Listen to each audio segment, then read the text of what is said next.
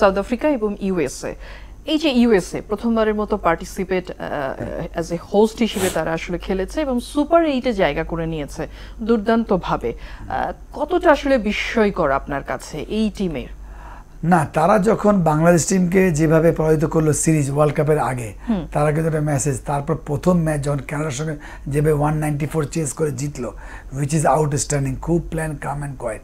হয়তো আজকে আমরা যারা ইউএসএকে বেশি ফলো না করি না, ওরা কিন্তু জানেই না যে ইউএসএর মানে তাদের ব্যাকগ্রাউন্ড, হয়তো তারা মনে হচ্ছে তারা একজন ইঞ্জিনিয়ার, যে ফার্স্ট বলের নামটা বলে সৌরভ, হ্যাঁ, কিন্তু বাট মাথায় রাখতে হবে ওর ব্যাকগ্রাউন্ড কতটা, এটা নট রকেট সায়েন্স কেউ উনি এসেই পারফর্ম করেছেন তা না। ওদের 4-5টা প্লেয়ার ডিফারেন্ট জায়গায় ফ্র্যাঞ্চাইজি খেলে টি-20। এখানে টি-20 একটা যেমন টেস্ট ম্যাচ স্পেশাল জায়গা, 50 ওভার্স আপনার মানে রিকাভারির সুযোগ থাকে। টি-20 এটা আরেকটা স্পেশালিস্ট জায়গা, কি আপনার স্ট্রাইক রেট বলেন, ফিটনেস বলেন, ক্যাচের স্মার্টনেস ধরেন, লাইনে আপনি ক্যাচকে অসম্ভবকে আপনি ফ্লিক করে আবার ক্যাচ ধরছেন, একটা ডিফারেন্ট একটা স্পেশালিস্ট থাকছে। তো ওই একটা জায়গায় আমার কাছে মনে হয় ইউএসএ কিন্তু ওই জায়গায় এস্টাবলিশ দল হয়ে আসছিল, হয়তো আমরা জানি না বিদায় তাদের পারফর্ম, তাদের গ্রাফ সেটাই বলছে কি তারা ভালো দল হিসাবে কিন্তু সেকেন্ড রাউন্ডে গিয়েছে। এক্স্যাক্টলি। আমরা যদি একটু ইউএসএ টিমটা সম্পর্কে আসলে দেখি, যে এই টিমে অনেককে নিয়েই আসলে অনেক আলোচনা হয়েছে।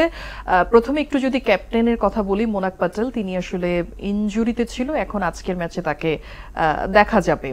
অ্যারন জোন্স, যাকে নিয়ে আসলে অনেক বেশি কথা হয়েছে এবং তিনি ম্যাচটাকে ঘোরানোর ক্ষেত্রে হ্যাঁ একেবারে। কোরি অ্যান্ডারসন, যাকে নিয়ে কথা হয়েছিল একটা সময় যে তিনি তার দল ছেড়ে ইউএসএ এসে সেটেল হয়েছে, এবং সেই কোরি অ্যান্ডারসন পুরো ম্যাচটাকে আসলে ঘুরিয়েছেন। এই যে Monank Patel, Aaron Jones, Andries Gous, Corey Anderson, 4টা প্লেয়ারকে নিয়ে যদি আপনার একটু মন্তব্য শুনি, যে কি বলবেন আজকের ম্যাচে?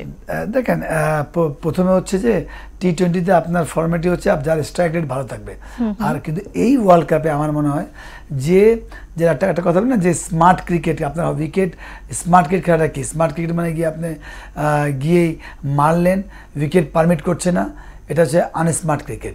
ওই জায়গাটায় ইউএসএ কিন্তু মোটামুটি এই 4জন যে ব্যাটসম্যান নাম বললেন খুব স্মার্ট ক্রিকেট খেলেছে। যদি প্রথম ম্যাচটা বলি কানাডার সাথে, তারা গ্রাফ তার 13 নম্বর ওভারে গিয়ে অ্যাটাক করেছেন। ওই একটা জায়গায় আজকে ওরা এই পর্যায়ে যাওয়ার বড় কারণটা হচ্ছে যে তারা কিন্তু প্যানিক হয় নাই ফার্স্ট, দ্বিতীয় তারা অ্যাবিলিটি জানে, তৃতীয় সবচেয়ে বড় যে স্ট্রাইক রেটটা খুব ইম্পর্টেন্ট টি-20তে।